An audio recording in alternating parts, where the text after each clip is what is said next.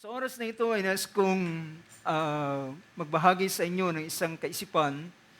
At last Sunday ay binigyan natin ng pansin about ang prayer na tinuro ng ating Panginoon sa Matthew chapter 6, verse 9 and verse 10. At ito'y patungkol sa turo niya, sa pattern ng prayer. Sabi niya, "Your kingdom come and your will be done." At naniniwala ako mga kapatid sa huling mga araw na ito na ang kaharian ng Diyos ay nalalapit na sa kanyang pagsaset sa ibabaw ng sanlibutan. At dahilan isang araw, darating ang panahon na ang kaharian ng Diyos, the literal kingdom, what I mean the kingdom is the literal kingdom, at ang hari na maghahari sa kaharian ito ay darating sa ibabaw ng lupa at kanyang sasakupin ang lahat ng mga kaharian na narito sa ibabaw ng lupa at kanyang isaset ang kanyang kingdom. Naniniwala ba tayo doon mga kapatid? That's what we believe in the light of the scripture, na merong 1,000 taong paghahari ang ating Panginoong Jesucristo. At habang sa panahon ng kanyang paghahari, ay tayo rin naman ay maghahari na kasama niya sa loob ng 1,000 taong paghahari. So kung ang prayer na yon ay masabi nating ito ay magkakaroon ng epekto sa ating buhay, kasalukuyan, at ito rin naman ay ang prayer na ito ay isang pag-asam sa nalalapit na pag-establish ng Diyos ng kanyang kaharian dito sa ibabaw ng lupa. At bago ang lahat ng mga bagay ng kanyang paghahari, ay alam natin na kanya munang kukunin ang kanyang iglesia. At kanyang dadalhin at itatago sa isang, sabi ng Book of Psalms, he will hide them in the secret place in His pavilion. Sa kanyang lugar ay kanyang itatago ang kanyang iglesia habang ang sanlibutan ito ay nasa kanyang kaguluhan, at sa panahon ng kanyang pagparito kasama ng kanyang mga banal, ito na ang panahon na kanyang pagsakop ng lahat ng mga kaharian dito sa ibabaw ng lupa. At ito ay kagaya ng bato sa bundok na nakita ni Nabucodonosor, na isang bato na gumulong at tumama doon sa image ng ginto, pilak, tanso, bakal at putik, at lahat ng iyon ay sumambulat at walang anumang trace na nakita sa kanila. So ibig sabihin mga kapatid, sa panahon ng pagtatayo ng Diyos ng kanyang kaharian, ay hindi na mamamalas pa ang lahat ng mga kaharian na narito sa ibabaw ng lupa. Dahilan, it's no match, hindi kayang itumbas ang kaharian ng Diyos na kanyang isaset dito sa ibabaw ng lupa. Hallelujah. Now sa sandaling ito ay nais kong mag-share sa inyo ng isang kaisipan, at kanina habang ako'y nagbabasa ay na-encounter ko ang isang salita. At ang salitang ito ay naging isang naka-attract na aking atensyon. At nang tinignan ko ang meaning, ay ito ay napakaganda. So hango doon sa verse na ating binasa sa chapter 2 ng Book of Daniel, ilan sa inyo ay pamilyar sa Daniel chapter 2? Well, ang Daniel chapter 2 ay ito yung panahon na si Daniel ay nanalangin sa Panginoon dahilan si Nabucodonosor ay nagkaroon siya ng isang panaginip na hindi niya maalala at kanyang nakalimutan nang siya ay magising.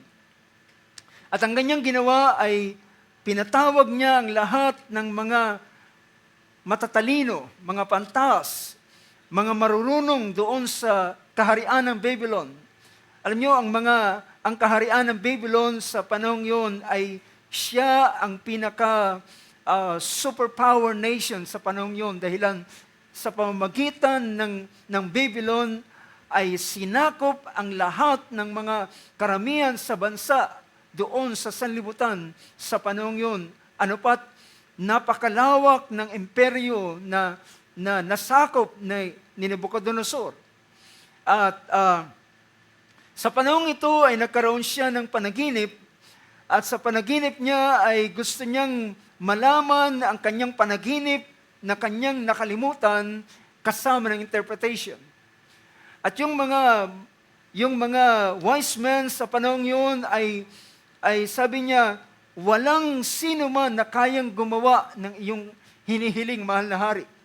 Ang iyong hinihiling, sabi niya, ay hindi kayang ibigay ng sino man na kahit man ng mga taong pantas. Kundi, sabi niya, kung babasahin ko lang ang verse 10 in chapter 2, sabi rito ng verse 10, the Chaldeans answered the king said, there is not a man on earth who could declare the matter for the king, inasmuch as no great king or ruler has ever asked anything like this or of any magician, conjurers, or Chaldeans. So pinakita niya na yung kahilingan mo, mahal na hari, wala pang haring humiling ng ganyang klaseng kahilingan na ipahayag ang panaginip kasama ng interpretation ito. At nung marinig ito ni Nebuchadnezzar ay lalo lamang siyang nagalit. And verse 11, moreover, the thing which the king demands is difficult. So pagpapatuloy ng mga wise men. Moreover, the thing which the king demands is difficult, and there's no one else who could declare it to the king except gods. So walang sino man na makapagpapahayag nito maliban ang Diyos, ang mga Diyos. So ang tinutukoy nilang mga Diyos ay hindi ang dahilan sila ay kumikilala sa maraming Diyos. At sabi niya, ang bagay na yung hinihiling ay walang kayang magpahayag nito kundi maliban ang mga Diyos, whose dwelling place is not with mortal flesh. So dahilan sa ganitong sagot ng mga wise men, lalong nagalit ang hari. Kaya sa verse 12 ay kanyang, sabi rito, because of this, the king became indignant and very furious and gave orders to destroy all the wise men of Babylon. So the decree went forth that the wise men should be slain, and they looked for Daniel and his friends to kill them. So mabigat ang deklarasyon o ang hinihiling ng hari, at nang hindi niya makuha ang kanyang kahilingan, then nagbaba siya ng declaration at sabi niya, lahat ng wise men ay kinakailangang mamatay. And dito is included kasama si Daniel at lang lahat ng kanyang mga kaibigan. So dito sa panahon ito, ay nang sila'y manalangin, then yung verse nating binasa, ito yung panahon ng pagpupuri ni Daniel sa Diyos. Dahilan ang Diyos ay sumagot sa kanyang panalangin. Kaya say amen to that, mga kapatid. Totoo at tunay na ang Diyos ay tumutugon sa panalangin. Even ito ay isang imposibleng bagay. Even ito ay napakabigat na bagay. Dahilan, mga kapatid, alam niyo ba na ang minsang mga sirkumstansyang nangyayari ay ang Diyos ang nagpapahintulot ng lahat ng mga bagay nito. At dahilan siyang nagpapahintulot ng bagay nito ay sa pamamagitan ng sitwasyon at sirkumstansyang yon ay kukuha siya ng kaluwalhatian mula doon. At mula doon sa sirkumstansyang yon ay siya ay magpapakilala ng kanyang sarili at magtatanyag ng kanyang sarili at makikilala siya ng mga tao at mahahayag din naman siya sa kanyang mga anak at ang pananampalataya ng mga kanyang anak ay lalong tataas at lalago. Well, mga kapatid, Naniniwala ako ng ating pananampalataya ay kinakailangang umangat sa uling araw nito. Tama ba mga kapatid? Ang ating pananampalataya ay kinakailangang umangat. At ngunit ang Diyos ay meron lamang isang paraan para ang ating pananampalataya ay dalhin niya sa paglago. Ito ay sa pamamagitan ng kanyang pagpapakilala ng kanyang sarili. But sometimes, ang paraan ng kanyang pagpapakilala ng kanyang sarili ay siya ay nagpapahintulot ng ilang mga sirkumstansya na tila baga masalimuot at mahirap at doon sa gitna ng sitwasyong yun, siya ay magpapakilala at siya ay makikita ng kanyang mga anak, ng kanyang mga lingkod at ang kanilang mga pagkakilala ilalago at sila ay lubos na magpapasalamat at kikilalanin ang Diyos at magagalak dahilan sa gawa ng Diyos sa gitna ng mga sirkumstansyang yun. Now dito ang praise na gusto kong o ang word na gusto kong kunin ay dito sa, basahin ko muli ang verse 19. Ito yung pagpupuri ni Daniel. Sabi ng verse 19, "Then the mystery was revealed to Daniel in a night vision. Then Daniel blessed the God of heaven, and Daniel said," pansinin niyo yung kanyang pangusap, "Let the name of God be blessed forever and ever, for wisdom and power belong to Him." Amen. Wisdom and power, ang karunungan at kapangyarihan ay sa Kanya lamang nagmumula. And verse 21, It is He who changes the times and the epochs. You know, yung word na ito, na sinasabi rito, it is He who changes the times and the epochs. You know, yung epochs na yan ay kumuha ng aking atensyon at ng aking tingnan ang salitang yan, ito ay napakaganda. At gusto kong tingnan natin yung meaning ng word na ito. Kung pwede kong i-display sa oras na ito, ang meaning. Ang word na ito na salitang epoch, ang ibig sabihin niya is a precise instant of time that is used as a reference point.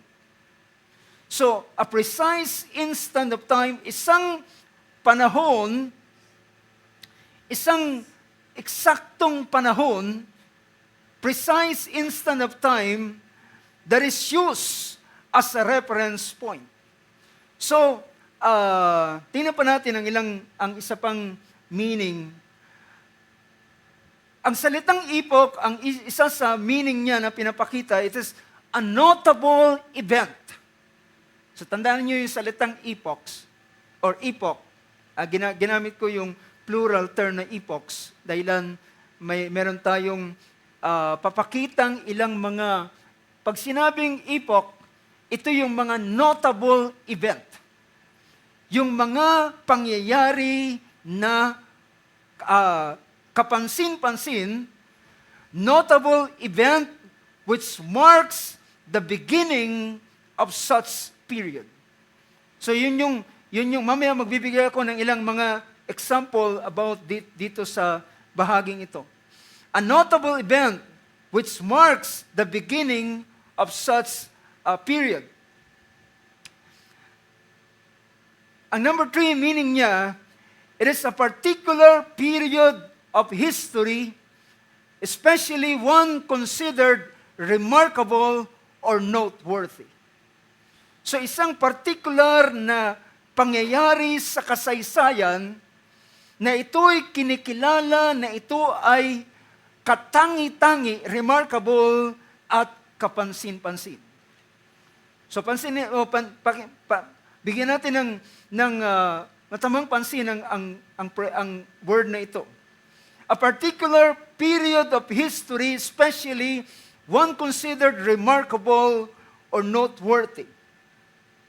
So, pinapakita ay mga pangyayari, pag sinabing epoch, ito ay mga pangyayari sa kasaysayan na ito ay kapansin-pansin at ito ay tumawag ng atensyon ng karamihan. At isa pa, ito ay ginagawang point of reference, mostly.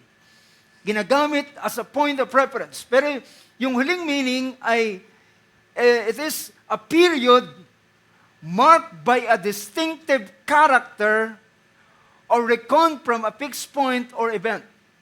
So, ito naman ay isang panahon, ito rin ay isang panahon na makikitaan ng isang uri ng katangian, isang uri ng tao na sa panahong yon ay magmamark siya, yung character na yon ay maaalala siya sa panahong yon. So yun yung bagay na pinapakita about this tinatawag na epoch. So, kung aking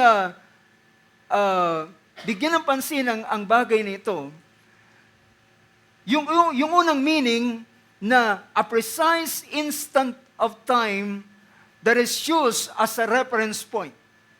Now, ang precise instant of time na usually ginagamit as a reference point, ito'y, ang halimbawa na pwede ko ibigay ay kagaya ng creation. Diba? Ang creation ay may i-consider natin, it is an epoch, dahilan ito ay lahat ay nagpo-point or kinukuha ito sa point of reference, di ba? Bumabalik tayo sa yung creation ay isang notable na bagay na ginawa ng Diyos, ang paglalang, di ba? So makita natin in the book of Genesis chapter 1 verse 1, and God created the heavens and the earth. So ito ay isang pangyayari sa panahon o sa paglalang ng ating Panginoon. Ang isa pa na pwede kong bigyan ng pansin as an example, yung tinatawag na precise instant time that is used as a point of reference. Tingnan natin yung pangyayari sa panahon ni Noah, di ba? Yung flood. So yung mga remarkable na bagay na yan, na mga pangyayari, ito ay tinatawag na isang epoch. Isang pangyayari na lahat ay nakakaalam ng bagay nito. At ang pangyayaring yon ay remarkable. Hindi makakalimutan. Sino ang hindi nakakaalam ng nangyaring flood sa panahon ni Noah? Diba? Sino ang hindi nakakakilala sa character? Yun yung isa sa binigyan ko ng pansin sa huling meaning kanina, a period marked by a distinct character. So ang distinct character sa panahon ng flood is si Noah. At sabi ng banal na salita ni Noah found grace in the sight of God. Siya ay nakasumpong ng biyaya sa paningin ng Panginoon na napat ang naligtas lamang ay siya at kasama ang kanyang 7 kasama sa bahay. Ang kanyang buong sambahayan na 8 silang kaluluwa. So yung tinatawag na creation ay isang distinct time na alam ng lahat. So yun yung tinatawag na epoch. Isang pangyayari.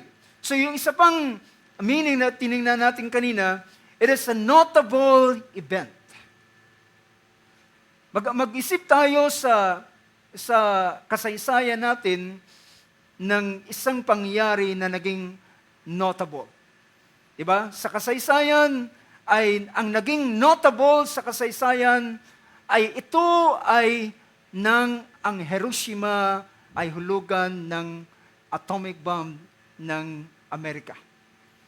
So, ito ay kinukonsider as an epoch dahilan ito ang nagpasimula ng pag-advance ng mga, sabihin pa natin, yung mga ginagamit sa pandigma ay doon nagpasimula ang pag-unlad ng mga kagamitan na ginagamit sa tinatawag na panahon ng digmaan.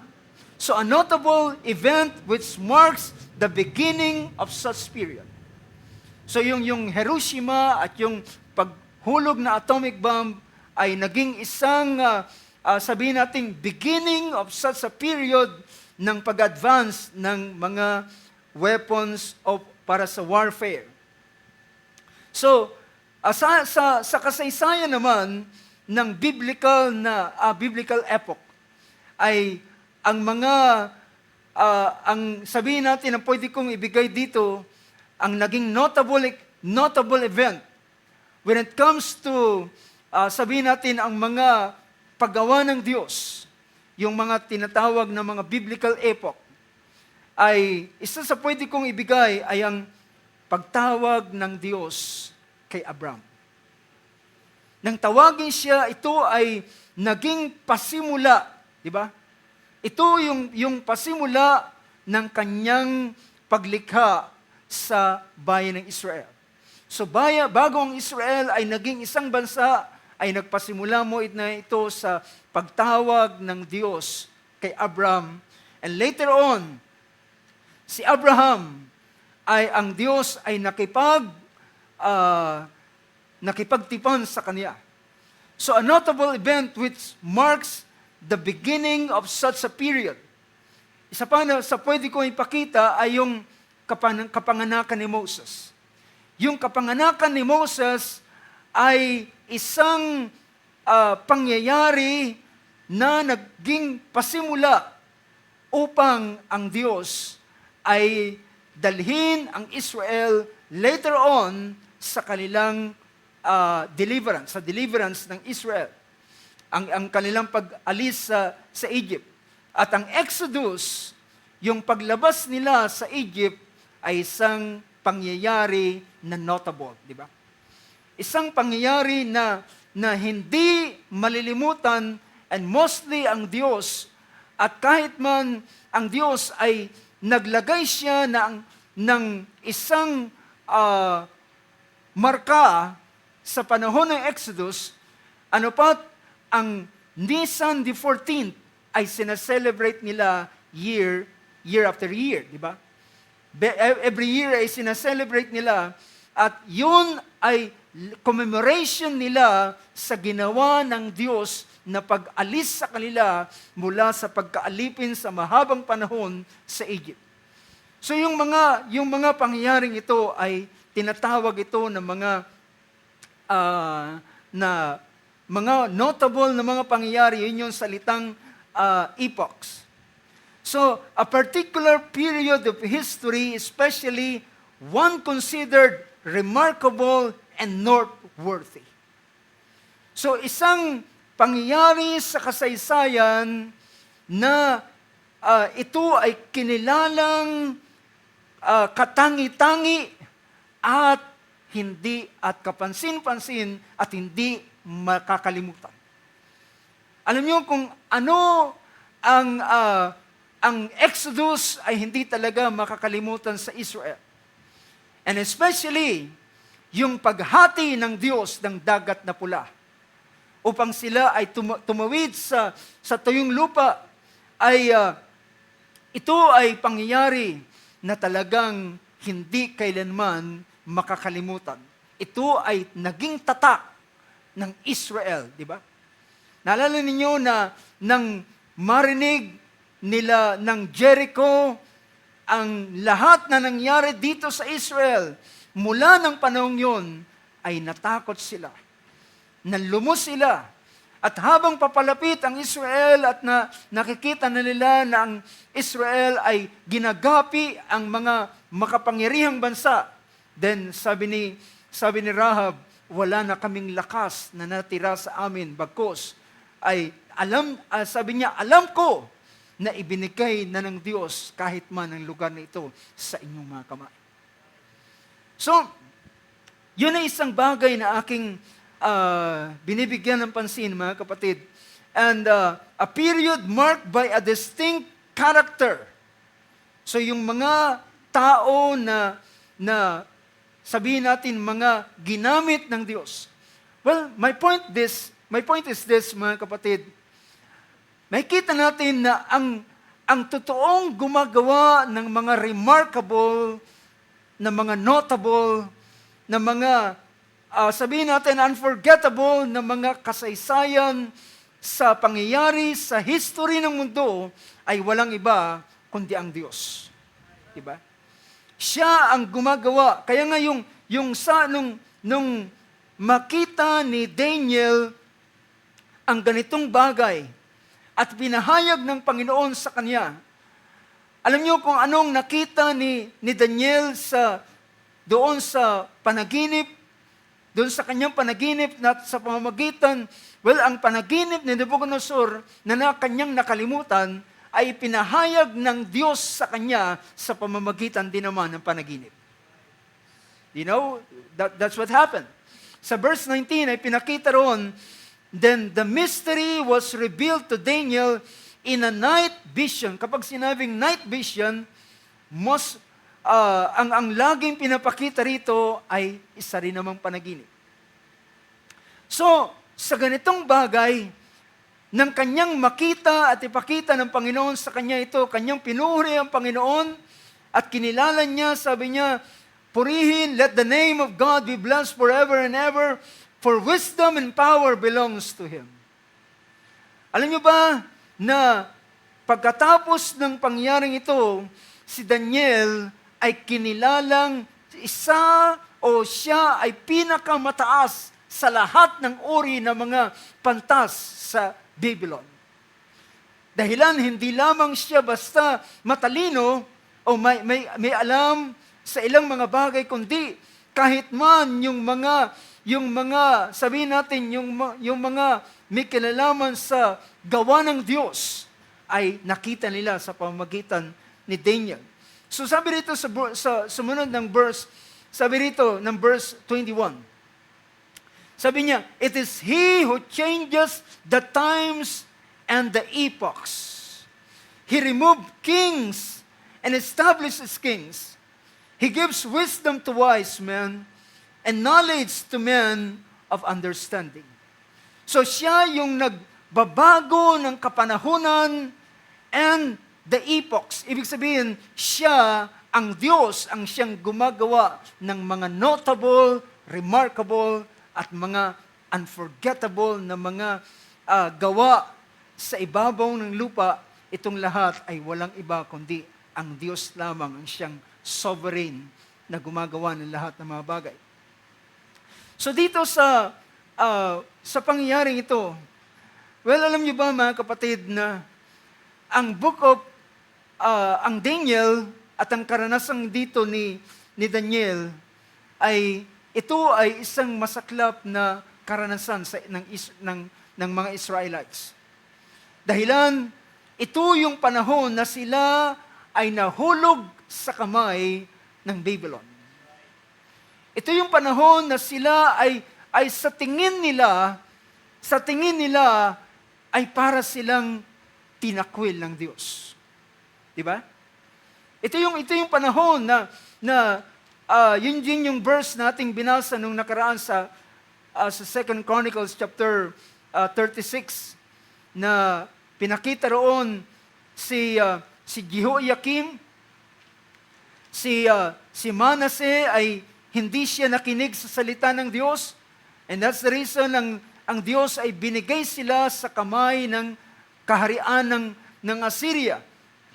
So sabi sa chapter 36, verse 6 ng 2 Chronicles, and Nebuchadnezzar, king of Babylon, came up against him and bound him with bronze chains to take him to Babylon. So ito'y isa sa anak ni King Josiah na si Jehoiakim na kinaptive at dinala sa Babylon. At sabi rito ng Daniel, punta natin ng Daniel chapter 1. Ang Daniel chapter 1 ay nagsabi ng ganito. Sa verse 1, in the third year of the reign of Jehoiakim, king of Judah, Nebuchadnezzar, king of Babylon, came to Jerusalem and besieged it. So, naganap yung hula ni Jeremiah na ang Israel ay ibibigay sa kamay ng Babylon, ng King of Babylon. At nakita nila yung ganung pangyari, si Nebuchadnezzar ay dumating, sinakop, he besieged Jerusalem, at ang buong lugar na yun, at verse 2, the Lord gave Jehoiakim, king of Judah, into his hand, along with some of the vessels of the house of God. See, kasama ng pagkuha doon sa hari, ay sinamsam ni Nebuchadnezzar yung lahat ng mga gintong kasangkapan doon sa templo, at kinuha niya ang lahat ng ginto, at ang templo ay sinira at winasak.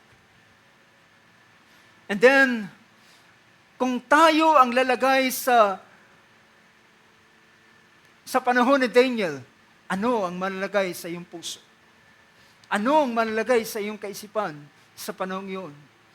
Ang Diyos ay iniwanan kami.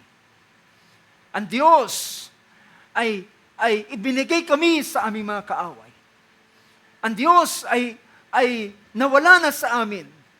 Nawala ang kaluwalhatian ng kaharian ng Israel ay naglaho sa isang iglap nang si Nebuchadnezzar ay dumating at kinuha ang mga vessels of the house of God, and he brought them to the land of Shinar, to the house of his God, at dinala doon sa bahay ng Diyos-Diyosan ni Nebuchadnezzar, at dinala doon ang mga vessels into the treasury of his God, at ginawang koleksyon ng kanyang kayamanan, at inialay ito para sa kanilang Diyos.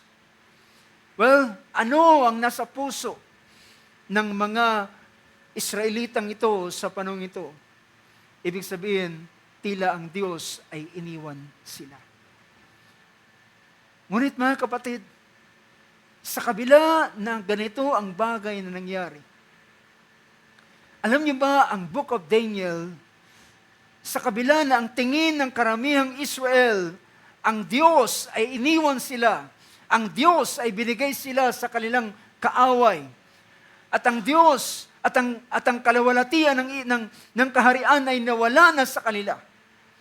Ngunit mga kapatid, alam niyo ba, sa panahon, sa Book of Daniel, at sa panahon at sa lugar ng Babylon, dito ang Diyos gumawa ng mga kamanghamanghang mga bagay.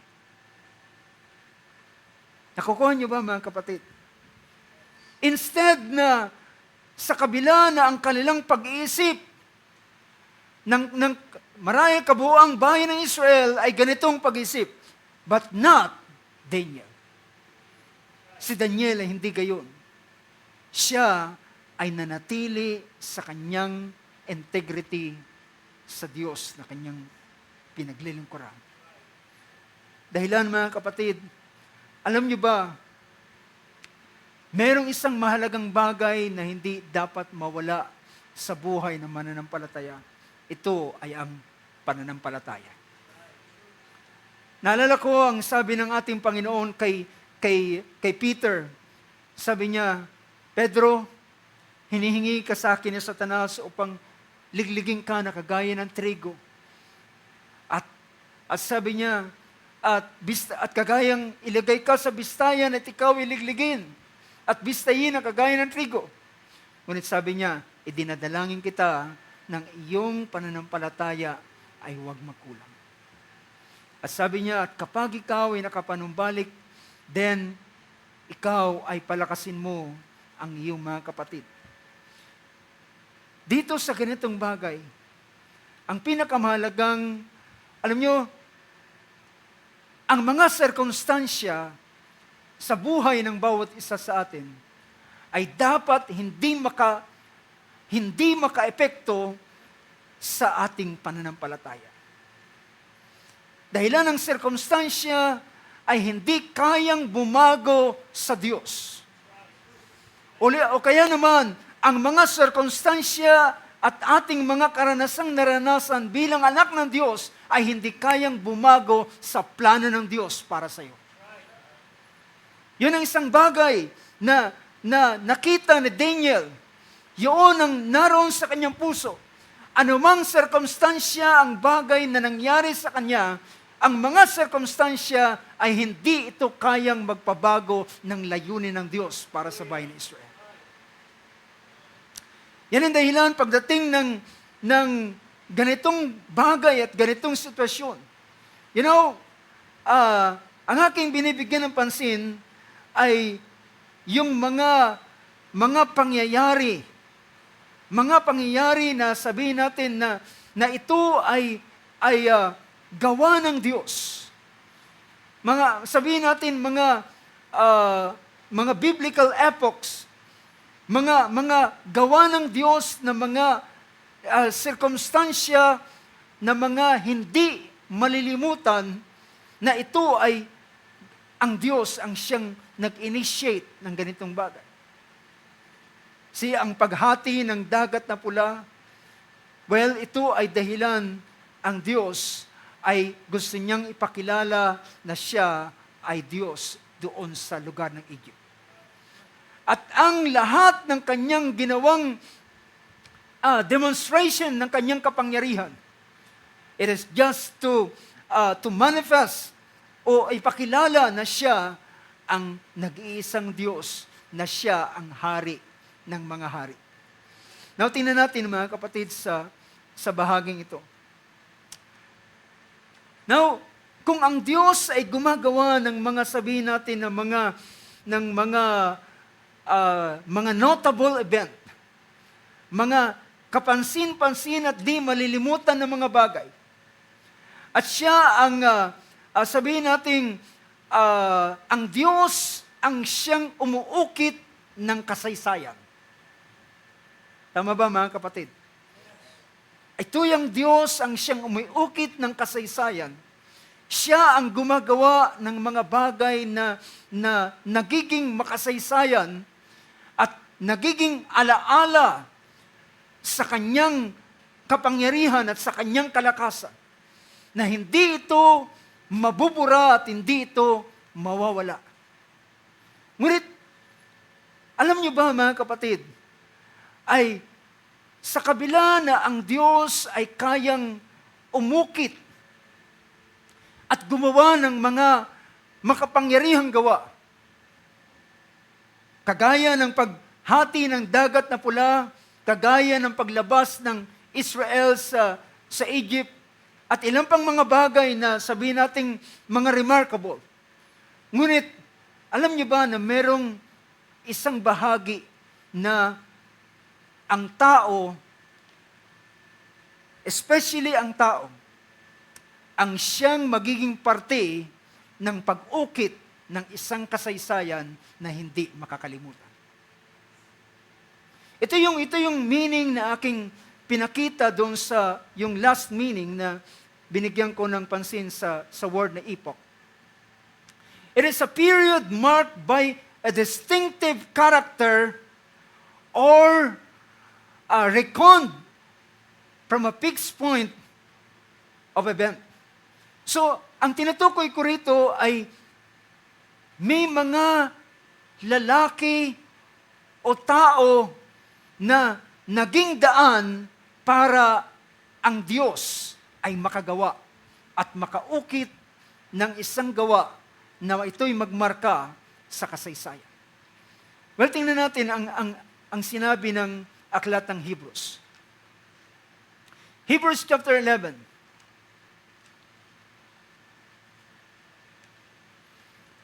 I pray to God na ang Diyos ay patuloy na maglagay sa atin ng liwanag. Sabi ng verse 1 in chapter 11 ng book of Hebrews, now faith is the substance of things hoped for, the conviction of things not seen. Verse 2, now it is speaking about faith. Siya ay nangungusap patungkol sa pananampalataya. Alam niyo ba na ang pananampalataya ay malaki ang nagagawa sa buhay ng isang tao? Kahit hindi kayo mag-amen, yan ay totoo, mga kapatid. Ulitin ko, ang pananampalataya ay malaking bagay na nagagawa sa buhay ng isang tao.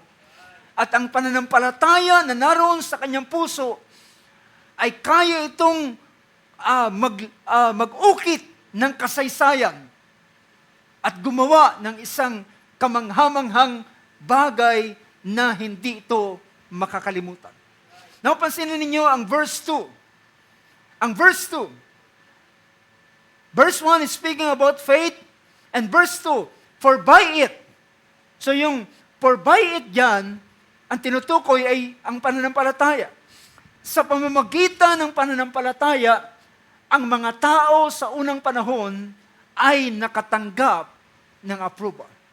Sa King James Version, tingnan natin ang King James Version. Sabi sa King James Version, sabi niya, for by it, the elders obtained a good report. Sa pamamagitan ng pananampalataya, ang mga tao sa unang panahon ay tumanggap, sila ay nagkaroon ng isang mabuting patotoo, sabi ng banal na salita. Nagkaroon ng mabuting patotoo. Ano yung mga bagay na ito? Well, inisa-isa mula kay Abel, kay Enoch, kay Noah, kay Abraham. Then, ang mga pangyayari, mga kapatid, and this, dito sa list ng mga tinatawag na heroes of faith. Alam niyo ba na ang mga kasaysayan, o ang mga tao na umukit ng kasaysayan, na paglipas ng mga panahon ay naaalala sila dahilan sa mga kanilang mga, tawagin nating mga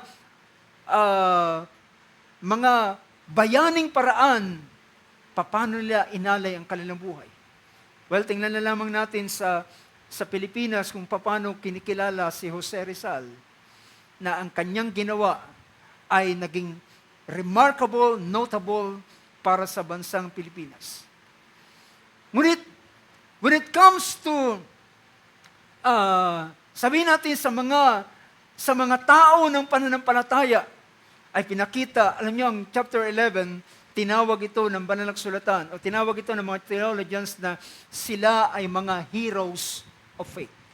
Diba? Sila ay mga heroes of faith. Bakit sila tinawag ng mga heroes of faith? It is because of their faith, bakit sila nakaranas ng ganitong bagay at bakit naging notable at remarkable ang kanilang kasaysayan.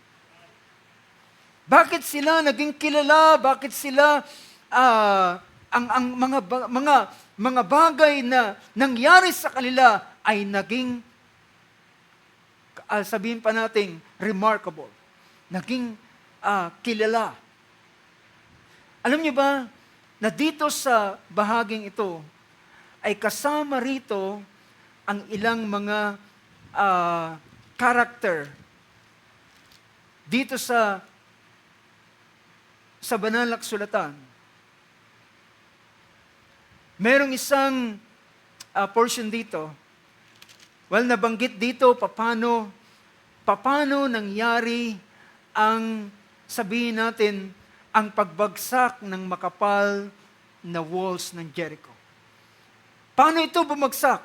Ito'y dahilan sa tinatawag na pagsunod at pagtalima ng mga kawal ni Josue sa panahon ni Josue.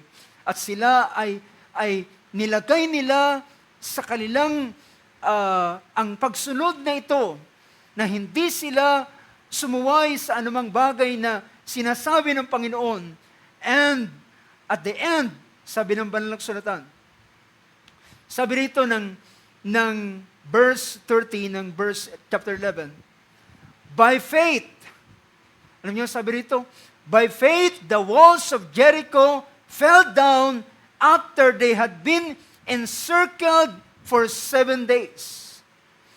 Now, mapapansin natin na sa bahaging ito ng pagbagsak ng walls of Jericho, ay merong parte si Josue at ang kanyang mga kawal. Merong parte, merong partisipasyon sila Josue at ang kanilang mga kawal at ang armies of Israel. So, kung wala, sabihin natin, kayang gawin ng Diyos ang lahat ng bagay. Pero, pinili ng Diyos, minarapat ng Diyos na gawin niyang parte ang tao para sa isang notable na kasaysayan. Nakukuha niyo yung punto ko, mga kapatid. Kayang gawin ng Diyos ang lahat ng bagay. Kayang gawin ng Diyos na pabagsakin ang walls of Jericho. But ang Diyos ay nagpasya na gawin niyang kasama ang partisipasyon ni Josue at ng mga armies of Israel. At kundi sa pamamagitan ng kanilang, kaya ang verse na yan, ang verse 29 ay sinabi diyan, by faith. Alam niyo kung anong nagpabagsak doon sa walls of Jericho? Sabi nila, ang kapangyarihan ng Diyos. But brothers and sisters, ang sabi rito is their faith. Dahilan ang pananampalataya ang naging daan para i-activate ang kalakasan ng kapangyarihan ng Diyos at na-demonstrate ng panahong yun. Sabi rito, by faith, the walls of Jericho fell down after they had been encircled for 7 days. Now, anong sabi rito? Sabi ng verse 32, and what more shall I say? For one will fail me if I tell of Gideon, of Barak. Sabi niya, hindi magiging sapat ang panahon kung aking sasabihin pa patungkol kay Gideon, kay Barak, kay Samson, kay Jephthah, kay David, and Samuel, and the prophets, who by faith, sabi rito, who by faith conquered the kingdoms, performed acts of righteousness, obtained promises, shut the mouths of lions. Alam niyo kung kailan nangyari ang pagsara ng bibig ng leon? Ito'y sa panahon ni Daniel. Diba? Ito'y sa panahon ni Daniel. See, shut the mouths of lions. And next verse, sabi ng 34, sabi niya, it quenches the violence power or quenches the power of fire. Sila ay nagpatay ng kapangyarihan ng apoy. Alam niyo kung kailan ito nangyari? Sa panahon ni Daniel. Well, ang aking pinapakita, mga kapatid, sa kabila na ang Israel ay nasa ganitong kalalagayan, na sa tingin nila ay iniwanan sila ng Diyos, sa tingin nila ay kinalimutan sila ng Diyos, ngunit hindi gayon ang buong katotohanan, mga kapatid. So, ibig sabihin, ang sitwasyon ay hindi kayang pumigil sa pwedeng gawin ng Diyos. Ang kailangan lamang, mga kapatid, ay ang katulad ng pananaw ng lalaking si Daniel. Na sa kabila ng ganitong bagay, now tingnan niyo. Basahin ko muna ang chapter 11, verse 32 ng Book of Daniel.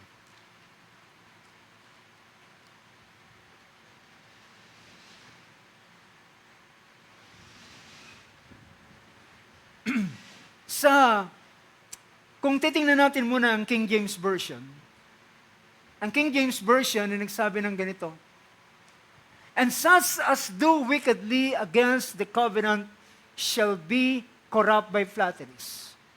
Pero yung part B ng verse 32, but the people, napahinggan nyo ito, but the people that do know their God shall be strong.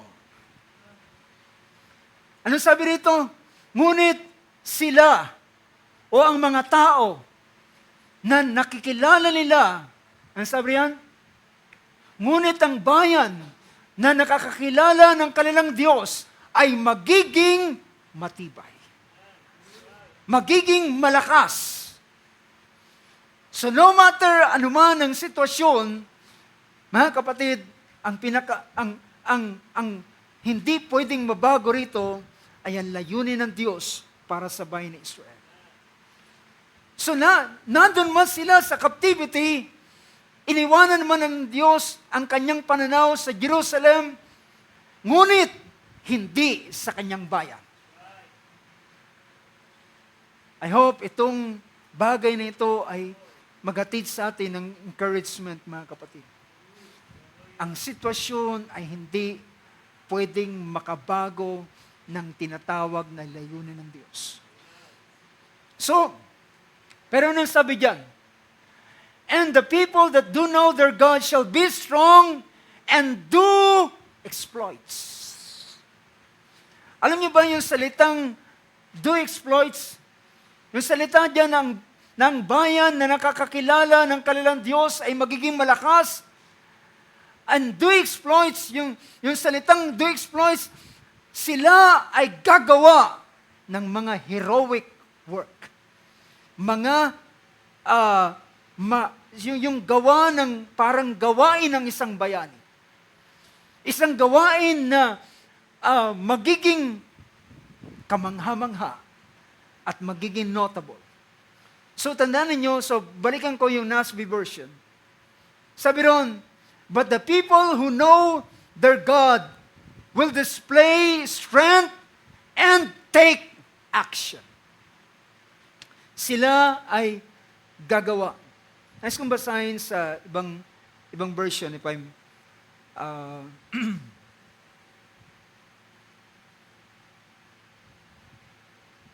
pinakita ron yung salitang sa BBE, but the people who have knowledge of their God will be strong and do well. Sa ibang version naman usually ang ilan sa mga version, ang version ng net, then but the people who are loyal to their God will act valiantly.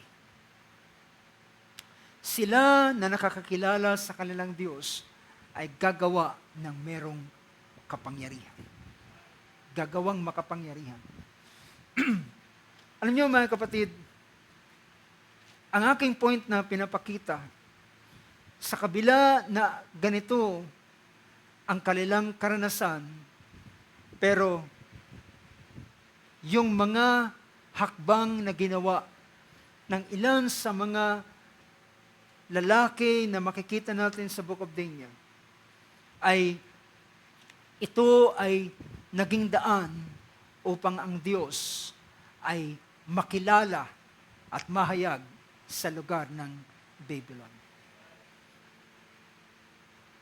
Nakita natin na sa kabila na sila ay nasa ibang kaharian, and supposed to be ay sila yung mga bihag.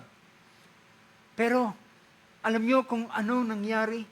Sa kabila na sila ay mga slaves o bihag, pero alam niyo ba ang nangyari? Sila ang naging mas angat sa lahat ng mga nandoon sa lugar ng Babylon. Nakuha niyo ba yung puntong ito, mga kapatid? Ito'y hindi dahilan sa anumang bagay, kundi dahilan sa kanilang pananampalataya.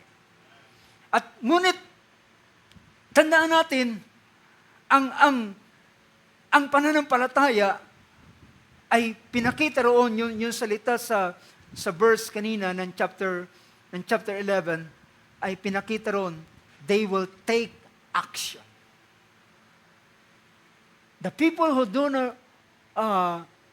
who are loyal, so yung NASB version, pinakita roon, sabi niya, the people who know their God will display strength and take action. Alam nyo, kung si Daniel sa panahong ito ay hindi sila nag-take action, ay hindi makikilala, hindi makakagawa ang Diyos sa panahong yun. Mga kapatid, tandaan natin, may mga bagay na nais ng Diyos na ikaw ay gawin niyang kapartner para sa kanyang gagawing bagay.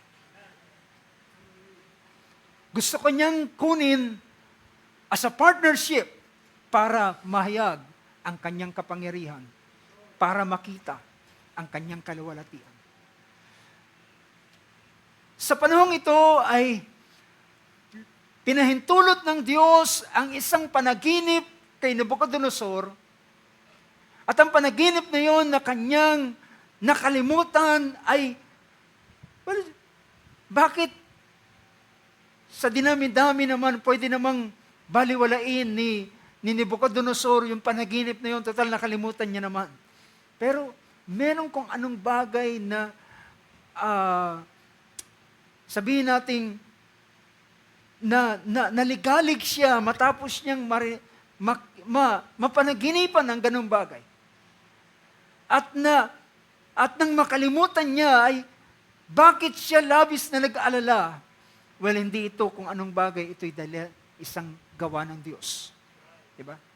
Pinahintulot ng Diyos ang ganitong sirkumstansya. At nang hindi siya masiyahan sa sagot ng mga wise men, sumilakbo ang kanyang galit at kanyang ibinaba ang deklarasyon, ibinaba ang batas. Lahat ng mga wise men ay kinakailangang mamatay. Lahat ng wise men ay dapat patayin lahat.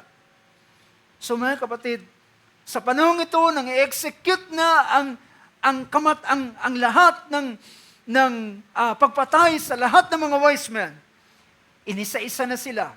Marahil dadalhin sila doon sa open field para doon sila i-execute sa anumang paraan na gugustuhin ng hari. At nang sa panahon na si Daniel na yung kukunin, sabi rito, sabi ng verse 12, because of this, chapter 2 verse 12, because of this the king became indignant and very furious and gave orders to destroy all the wise men of Babylon. So the decree went forth that the wise men should be slain. Si lahat ng wise men sa Babylon, lahat ay papatayin. And they look, hinanap ngayon nila sila Daniel, look for Daniel and his friends to kill them, para sila patayin.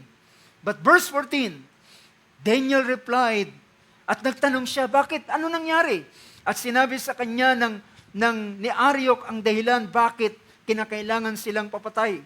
Dahil hindi niya alam kung anong nangyayari. Dahilan ang unang pinatawag ni Nabucodonosor ay ang kanyang mga Babylonian na wise men. At sabi rito, and said Ariok, verse 15, he said to Ariok, the king's commander, for what reason is the decree from the king so urgent? Then Ariok informed Daniel about the matter. So pinahayag sa kanila tungkol sa pangyayari. So Daniel went in and requested of the king. Si Daniel ay pumasok at siya ay naglakas ng loob. Hindi ito basta lakas ng loob, ito ay hakbang ng pananampalataya. It is an act of his faith to his God. Daniel went in and requested of the king that he would give him time in order that he might declare the interpretation to the king. Well, mga kapatid, hindi nga niya alam kung ano nangyari. Hindi niya alam kung anong dahilan. At nang ikwento sa kanya ni Ariok ang lahat ng pangyayari, then siya ay humakbang sa pananampalataya at sinabi niya, papuntahin mo ko sa hari. Iharap mo ko sa hari. At sasabihin ko sa kanya, bigyan ako ng panahon. At sasabihin ko ang panaginip kasama ng interpretation. What a faith, parents and sisters. ito'y isang hakbang. Well, hindi po ito hakbang na suicide o bahala na. Hindi ito ibig sabihin, total, mamamatay rin lamang. Subukan ko na rin. Naalala niyo yung mga ketongin, sabi nila, total, mamamatay rin naman tayo sa gutom. Pasukin na natin yung kaaway. Kung patayin tayo, mamatay tayo. Pero kung pahintulutan tayo, pakainin, at least makakain tayo. Pero dito mga kapatid, hindi ito isang hakbang na bahala na. Ito'y hakbang ng pananampalataya. At si Daniel ay nag-request, sabi niya, bigyan mo ako ng panahon. Well, hindi ko alam kung gaano katagal yung panahon. Maring 5 days, maring 10 days, di ko alam. Pero alam nyo, ang pressure habang ang panahon ay lumalapit. Naintindihan niyo yung punto ko mga kapatid. Habang ang panahon ay lumalapit, ang pressure ay tumitindi. Pero, alam nyo, sabi rito, in order that he might declare the interpretation to the king. Then Daniel went to his house and informed his friends, Hananiah, Mishael, Azariah, about the matter, so that they might request compassion from the God of heaven concerning this mystery, so that Daniel and his friends would not be destroyed with the rest of the wise men of Babylon. Ibig sabihin mga kapatid, magkakaroon ng malaking execution ng mga wise men sa buong kingdom ng Babylon kung walang interpretasyong ibibigay sa hari. At sabi niya, pumunta siya sa kanyang mga kaibigan at sabi niya, kinakailangan nating samuin ng Diyos. Ang Diyos ng kalangitan patungkol sa hiwagang ito. That they may request compassion from the God of heaven concerning this mystery para si Daniel at ang kanyang mga kasamahan ay hindi mamatay. You know mga kapatid, kagaya ng ating binigyan ng pansin na nakaraan, oo, ang kingdom ng kapangyarihan, ang kingdom ni Nabucodonosor ay sumakop sa kingdom ng Israel. Ngunit mga kapatid, sa kabila na sinakop ang kaharian ni Nabucodonosor, ang kaharian ng Israel, pero ang Diyos ay nananatili sa kanyang luklukan. What I mean to say, ang Diyos ay hindi nababago sa kanyang kalalagayan. Ang kanyang bayan ay nasa mababang kalalagayan, pero ang Diyos ay pwede pa rin makagawa sa ganitong panahon. Ang Diyos ay hindi pa rin mababago sa kanyang pwedeng gawin. Then, si Daniel, in his act of his faith, ay siya'y pumasok sa hari at sabi niya, mahal na hari, bigyan mo ko ng panahon, sasabihin kong panaginip kasama na interpretation. Yan ang dahilan mga kapatid, bakit sila dumalangin sa Panginoon, nagsumamo sa Diyos. All the days, sabihin natin, kung merong 10 days na binigay sa kanila, ang 10 araw na yon ay ginugol nila sa pagtawag sa Panginoon, sa pananalangin. Hindi na mention, but usually mga kapatid, ang Israel, kapag sila ay humaharap sa ganitong mabibigat na mga bagay, sila'y nag-aayuno at nananalangin. At marahil sa panahong yun, ang apat na magkakaibigan, Daniel, sila, Hananiah, Mishael, at Azariah, silang lahat ay nanalangin at nag-ayuno sa harapan ng Diyos. At habang ang panahon ay papalapit, then isang gabi, ang Diyos ay nagpahayag sa kay Daniel. At nang si Daniel ay pagpahayagan na si Daniel ay hindi magkamayaw sa kanyang pagpapasalamat sa Diyos. At kanyang, alam niyo, yung kanyang pagpuri sa Diyos ay pagpapakilala base doon sa kanyang naintindihang interpretation na ang Diyos ang siyang nagbabago ng panahon at gumagawa ng mga, sabihin natin, mga pangyayari na hindi kayang malimutan. At sa panahon ito ay nakita niya, sabi niya, it is He who changes the times and the epochs. He removed kings and establishes kings. Naintindihan niya, mga kapatid, ang interpretation nung dream na yon na nakalimutan ni Nebuchadnezzar, na yung ulo, yung dibdib, yung tiyan, yung balakang, yung dalawang paa, ito ay mga pagbabago ng kaharian. Ito ay pagpapalit-palit ng kaharian. Ito ay pagsakop ng isang kaharian sa isang kaharian. At patuloy na pagsakop ng kaharian mula doon sa ulo na siyang Babylonia hanggang sa pinaka paa na sumakop ng kaharian, at ang huling kaharian ay ang magkahalong putik at bakal. Ay nakita niya ito ay pagpapalit-palit ng hari. Then verse 24, therefore Daniel went into Arioch, whom the king had appointed to destroy the wise men of Babylon. He went and spoke to him as follows, do not destroy the wise men of Babylon.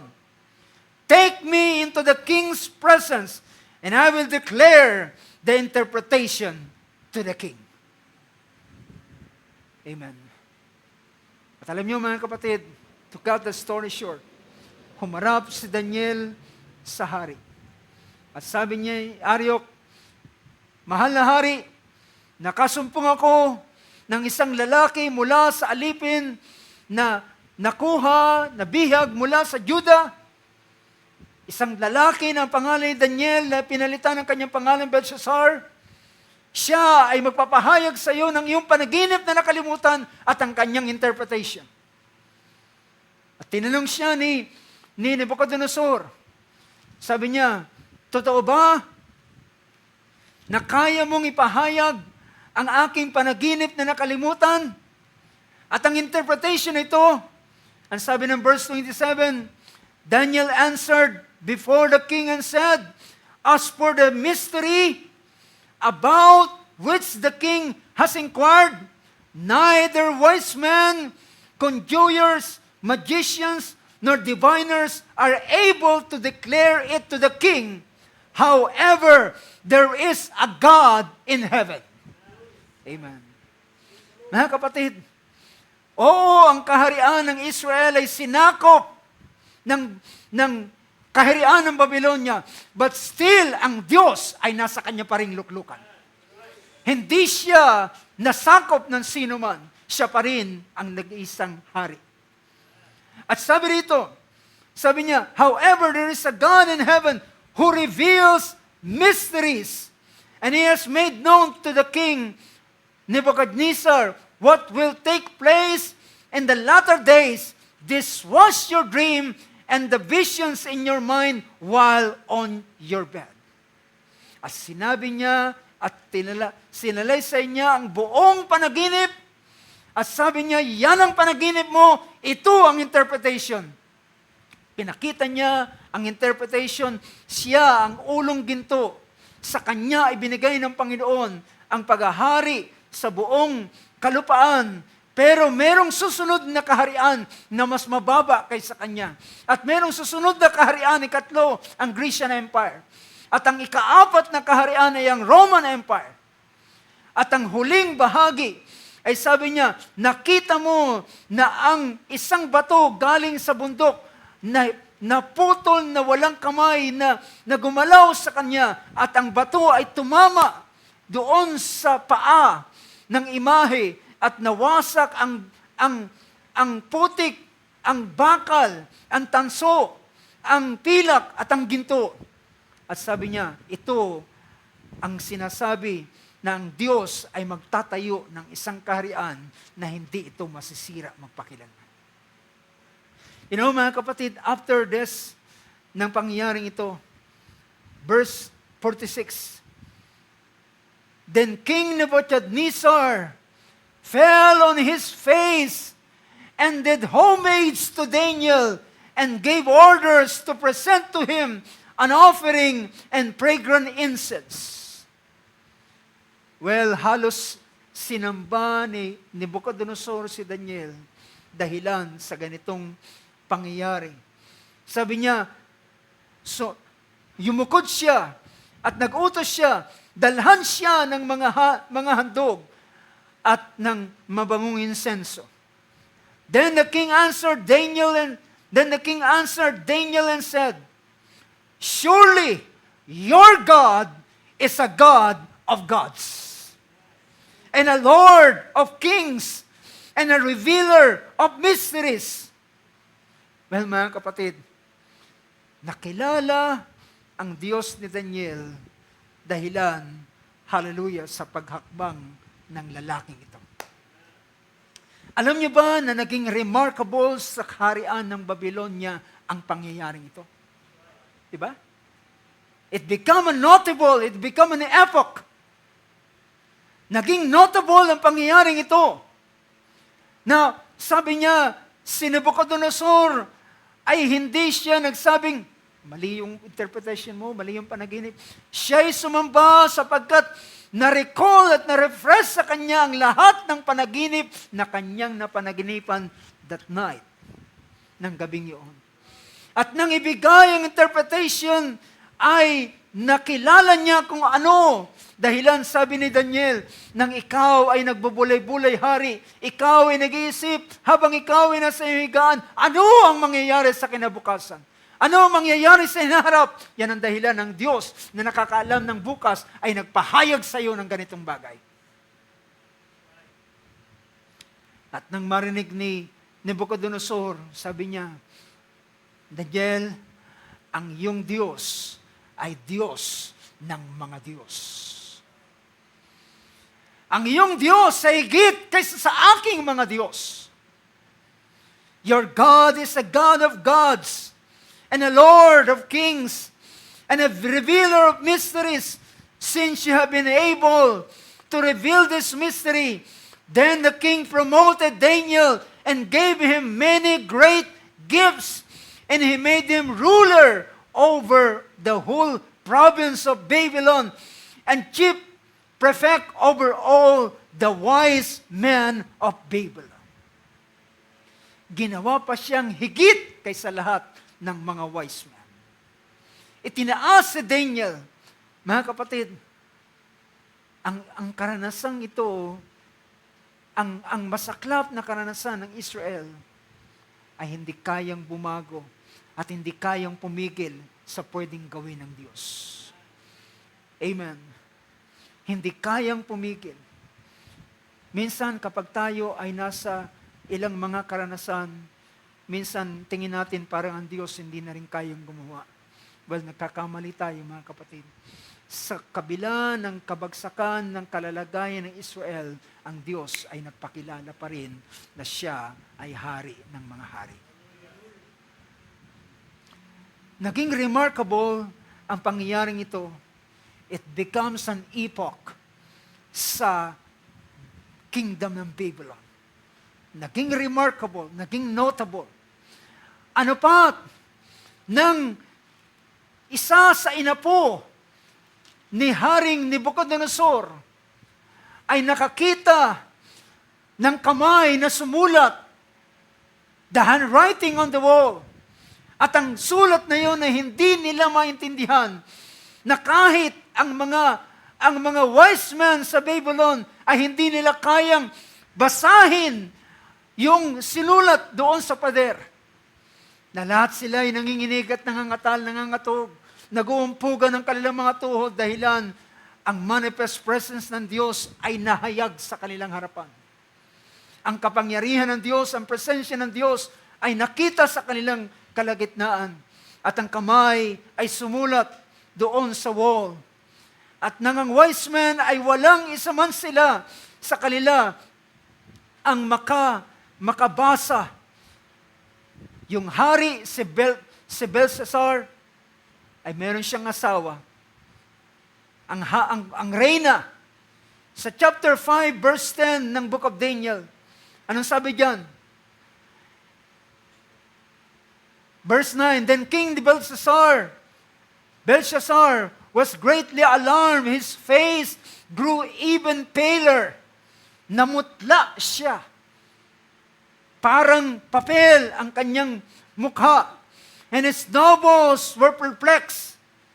Ang kanyang mga noblemen ay nagulumihanan. Verse 10, the queen entered the banquet hall because of the words of the king and his nobles. The queen spoke and said, O king, live forever. Do not let your thoughts alarm you or your face be pale. There is a man in your kingdom in whom is a spirit of holy gods, and in the days of your father, illumination, insight, and wisdom, like the wisdom of the gods, were found in him. And King Nebuchadnezzar, your father the king, appointed him chief of the magicians, conjurers, Chaldeans, and diviners. This was because an extraordinary spirit, knowledge, and insight, interpretation of dreams, explanation of enigmas, and solving of difficult problems were found in this Daniel, whom the king named Belteshazzar. Let Daniel now be summoned, and he will declare the interpretation. What happened to the kingdom of Babylon? Yung nangyaring yun ay naging notable. Na namatay na si Nebuchadnezzar, meron ng ibang hari na kanyang anak na bumangon, pero ang kasaysayang yun ay nanatiling doon sa lugar ng Babylonia. At nang mga ilangan sila ng isang wise man, si Daniel ang kanilang pinatawag. Now mga kapatid, ang aking pinapakita ay ito. Tayo ay mga anak ng Diyos. How many can say amen to that? At ikaw na anak ng Diyos, ay pwede kang maging bahagi ng paglikha ng isang kasaysayan at history sa kasaysayan ng mundong ito. I hope nakuha niyo yung punto ko, mga kapatid. Sabi ni Apostol ni James, si Elias ay katulad lamang natin na merong kahinaan. Pero siya'y nanalangin at ang langit ay nasarahan. Siya'y muling nanalangin at ang langit ay nabuksan. Walang pinapakita. Hindi ito dahilan sa ikaw, dahilan sa iyong kakayanan, kundi dahilan sa iyong Diyos na iyong pinaniniwalaan. Dahilan sa iyong Diyos na iyong sinasampalatayan. Pwede na ang isang pangyayari sa iyong buhay ay umukit sa kasaysayan sa mundong ito. Naalala niyo mga kapatid, merong isang pangyayari sa buhay ng ating Panginoong Hesus. Merong isang babae, the days before His crucifixion, ay merong isang babaeng nagbuhos ng pabango sa kanyang ulunan. Kung di magkamali. At sabi ng Panginoon, huwag niyo siyang abalahin. Huwag niyo siyang gambalain. Huwag niyo siyang sawayin. Dahilan, sabi niya, ang kanyang ginawa ay para sa aking pagbuburol sa akin. It is for my burial. At sabi niya, saan man ipangaral ang ebanghelyo, ang ginawa ng babaeng ito ay patuloy na mapapakinggan.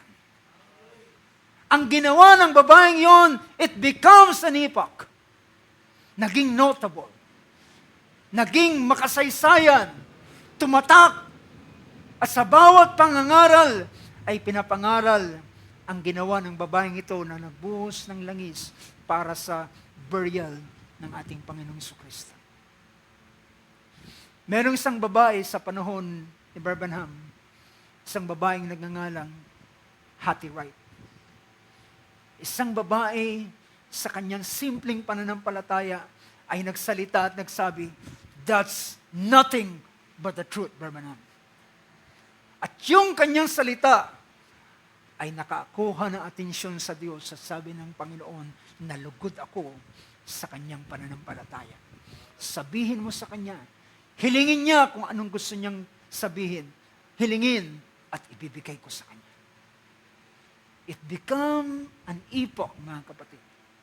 Naging kasaysayan ang pangyayaring ito. At alam niyo ba, ang lahat ng lalaking binanggit ni Apostol Pablo sa chapter 11, lahat ng mga bagay na kanilang naging karanasan ay dahilan sa kanilang pananampalataya. Oh mga kapatid, hallelujah. Naniniwala ako ng mga mananampalataya sa huling araw ay uukit ng kasaysayan ng sangkakristyanuhan. If you don't believe that, mga kapatid, ang unang iglesia ng kapanahunan, ang Book of Acts, ay umukit sila ng isang kasaysayan. Sinabi ng mga tao, they turned the world upside down. Maraming mga bagay na nakita at nahayag na ginawa ng Panginoon sa buhay ng mga alagad. Isang lalaki, si Pedro ay nakakulong sa pinaka-inner na chamber. At habang ang iglesia ay nananalangin para sa kalayaan ni Peter, at isang pangyayari siya'y dinalaw ng anghel ng Panginoon at sinabi sa kanya, bumangon ka! At siya'y bumangon. At siya'y naglakad. At ang mga iron gate, mga kapatid, ang mga iron gate ay kusang bumukas sa kanyang harapan hanggang sa siya'y nakalabas sa pinakalabas na lugar at doon sa pintuang bayan ay nakarating siya at akala niya nakakakita siya ng pangitain, but the reality is, totoo ang lahat ng bagay na nangyayari sa kanya. O mga kapatid, naniniwala ko ng buhay ng mga Kristiyano sa huling araw nito ay pwedeng umukit ng kasaysayan. Hindi ko alam kung ano. Hindi ko alam kung anong gagawin ng Panginoon. Pero pwede siyang umukit ng isang kasaysayan sa buhay ng mga mananampalataya ito. I hope ang mga mananampalataya hindi magsabi, sana si sister, sana si brother. Sana sabihin natin, Panginoon, gumawa ka sa aking buhay. Gumawa ka ng isang makasaysayan sa aking buhay. Gumawa ka ng isang gawa na ito'y magiging notable, na ito ay magiging patotoo.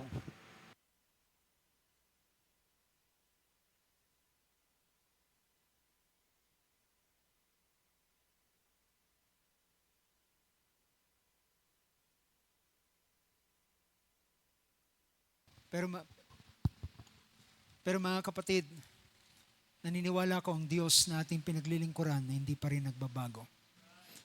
Jesus Christ is the same yesterday, today, and forever. Tayo tumayo sa oras na ito, mga kapatid. Praise God.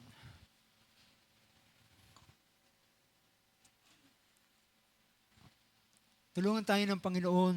Tulungan tayo ng Panginoon na ating maintindihan ang kaisipang ito na aking dinadrive sa gabing ito.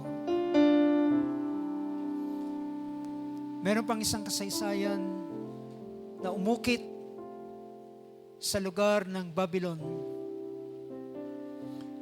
Ito ay nang nagpagawa si Nabucodonosor ng 90 feet tall na idol. At he required all na sa sandali na tumunog ang instrumento, lahat ay sasamba, lahat ay luluhod. Walang isa man na tuhod na hindi luluhod, walang isa man na hindi sasamba. At ang sino man na hindi sasamba, ay may naghahantay na horno ng apoy na pinaglutuan ng ginto. At yun ang naghahantay sa kanilang kamatayan. Ngunit nang tumunog ang instrumento, lahat ng wika, bansa, at tinawag ang mga representatives sa panahong yun, at lahat ay nagsiyukod, maliban sa 3 lalaki, na sila ay naghumakbang sa kanilang pananampalataya. Hindi ibig sabihin, pinabayaan na kami ng Diyos, narito kami sa lugar ng Babylon. Wala na ang Diyos, siguro pwede na akong sumamba sa Diyos-Diyosang ito. Pero hindi, ang kanilang puso ay nananatili ang alab na ito, ang sambahin pa rin at walang ibang paglingkuran kundi ang Diyos ng Israel. At sila ay hindi sumamba at sila ay pinatawag. At sabi niya, mahal na hari, hindi niya namin kailangan ng second chance. Kung bigyan mo pa rin kami ng second chance, hindi pa rin kami luluhod sa iyong pinagawa.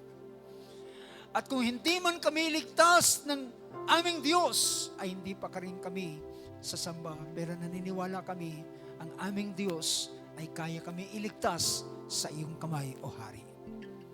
Nagalit siya.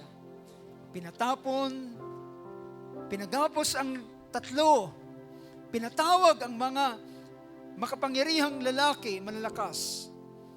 At para siya ay dalhin doon sa horno, pero ang unang namatay ay mga lalaking nagdala sa kanila.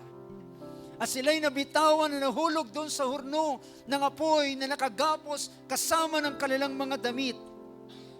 Pero nang pagdating doon, ay sabi ni Nabucodonosor, bakit 4 ang nakikita ko? 3 ang ating hinulog na nakagapos, pero nakakakita ko ng 4 na lalaking kalag at lumalakad, at ang 4 na lalaki ay kagaya ng Diyos. At ang sila'y patawag, sabi niya, humanga siya, Shadrach, Meshach, at Abednego, sa kabila na inyong sinuway ang utos ng hari. Sinuway niyo ang utos ng hari para lamang patuloy niyong paglingkuran ang inyong Diyos. Well, sa araw na yun, ay nahayag at nakita ang isang kasaysayang umukit sa bansa ng Babylonia. At ito'y dahilan sa pananampalataya ng 3 magkakaibigang ito. I believe, brothers and sisters, ang iyong pananampalataya ay uukit ng kasaysayan sa huling araw ito. Hallelujah. Praise God. Yes, Lord Jesus. Yes, Lord God, so arise from your rest. Bumangon ka, Panginoon, mula sa iyong kapahingahan. At ikaw, O Diyos, ay mahayag sa aming kalagitnaan. Bumangon ka mula sa kasaysayan, Panginoon, sapagkat ikaw ay hindi lamang Diyos ng kasaysayan. Hindi ka lamang Diyos ng kwento, Panginoon. Ikaw ay Diyos na buhay. Ikaw ay Diyos na totoo. Ikaw ay Diyos na nagpapakita. Ikaw ay Diyos na naghahayag ng iyong sarili. Hallelujah. Oh, blessed be your name, O Lord God. Naniniwala kami, Panginoon, Ikaw ang Diyos namin pinaglilingkuran. Ikaw ang Diyos ni Abraham, ni Isaac at Israel. Ikaw ang Diyos ni Daniel. Ikaw ang Diyos ni Shadrach, Meshach at Abednego. At ikaw ang Diyos ng bawat isa sa amin. Hallelujah. At naniniwala kami, Panginoon, sa pamamagitan ng pananampalataya ng iyong mga anak, hallelujah, ikaw ay gagawa ng isang kasaysayan, hallelujah, sa buhay ng iyong mga anak, Panginoon Diyos. Hallelujah. Tayo dumulog sa panalangin. Amang Diyos, sa gabing ito, Panginoon, dumudulog kami sa iyong harapan at kami nananalangin. Sa mahabang panahon ay narinig namin ang kasaysayan tungkol sa Diyos na aming pinaglilingkuran. Sa malahong panahon, narinig namin ang Diyos ni Abraham, ni Isaac at Israel ay naghati ng dagat na pula. Nagpatawid sa malakas na agos ng ilog ng Jordan. Hallelujah. At nagbantad ng iyong kaluwalhatian at kapangyarihan kahit man sila ay nasa lugar ng Babylonia. At nagawa ng kapangyarihan ng apoy ay hindi nagkaroon ng bisa sa kanila dahilan sila ay sumampalataya sa Diyos at ikaw ay nahayag sa kanilang kapanahunan. Panginoon Diyos, sa huling araw nito, nauuhaw kami, Panginoon, at naghahanap kami sa Diyos na buhay na ito. Hinahanap namin muli ang Diyos na buhay na ito na aming makita ng aming dalawang mga mata. At di lamang namin mabasa sa sitas at sa pahina ng Biblia, kundi nais namin makita ng aming dalawang mga mata. Na sinabi ni Job, na minsang narinig kita sa aking pakinig, ngunit ngayon ay nakita kita ng aking mga mata. Panginoon Diyos, sa huling araw nito ay dumadalangin kami.